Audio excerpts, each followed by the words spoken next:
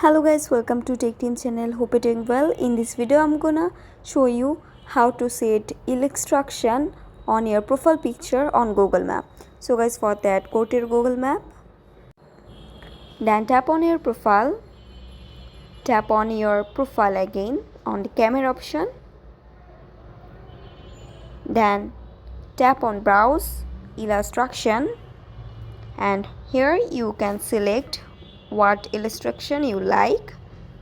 Suppose I am selecting this one, and then also you can select the effects. Also you can crop or edit the pictures.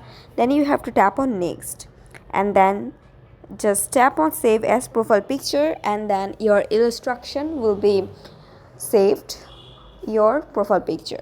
So that's it. I hope this video was helpful to you. If it was, then please give a thumbs up and hit the subscribe button, and thanks for watching the video.